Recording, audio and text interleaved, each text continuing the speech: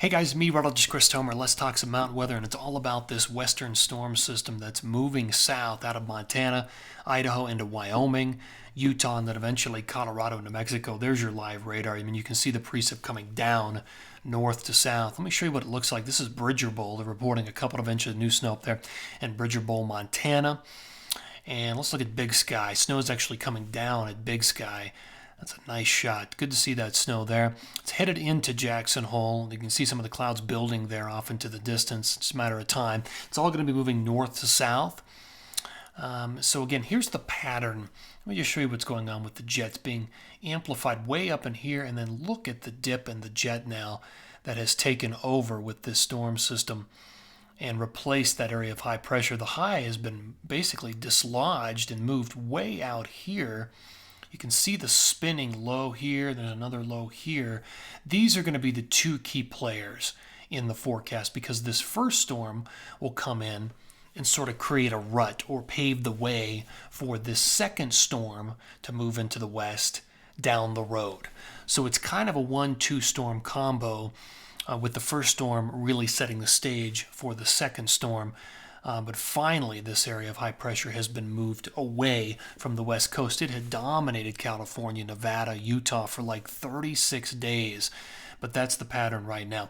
Let me show you what it looks like as far as the GFS's interpretation of all this. Take you into Wednesday morning. So the snow in the blue there continues to work its way down out of Montana into Wyoming, into Utah, and into Colorado during the day on Wednesday. So there's Wednesday noon into the afternoon hours. Low spins up down in near Amarillo, and so snow in Colorado, northern New Mexico. Here's Thursday morning. So by Thursday morning, the low is pulling out into the heartland, taking the snow out of Colorado and New Mexico, and then moving it up into the northeast. It's going to be rain initially in the northeast on Thursday, and even in the Thursday night, and then it would change over to a brief period of snow on Friday morning. And then the west is in for about 2 or 3 days of just dry weather. Notice there's Saturday morning, so this is the 19th. Here is the morning of the 20th right here. Look at the Pacific low coming in. That's that other storm I marked way out there in the Pacific. And this one's going to dig a little bit deeper and be a little colder and a little bit stronger, all thanks to that first storm. So there's Sunday morning. Look what happens by Monday morning. You'll actually have some snow in California, Idaho, Montana, Wyoming, and then moving into Utah during the day on Monday. And then, and this is going to be much windier and colder. You can see that there's a pretty strong front associated with this. Tuesday morning, the 22nd, snowing in Colorado, and then snowing late into the 22nd, and then ending on the 23rd.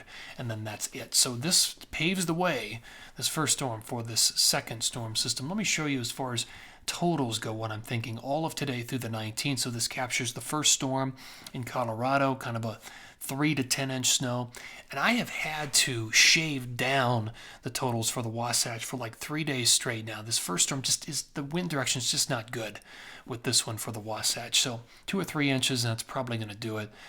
Probably about 3 or 4 up there through Grand Targhee and Jackson Hole, and maybe 5 up in Big Sky and Bridger Bowl. 3 in Bridger Bowl. So that takes us through, and not much in California. So let me show you phase 2. This is the second storm system, the 20th through the 24th. The numbers are bigger.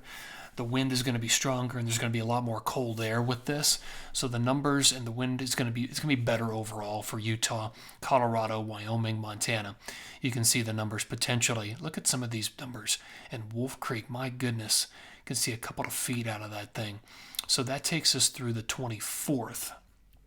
Let me show you what I'm thinking of. I actually did a plume for Cameron Pass in Colorado.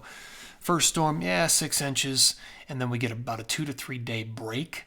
And then late 19, 20, 21, 22, that second storm comes in with more snow potential across the board. And that just kind of gives you a taste of that.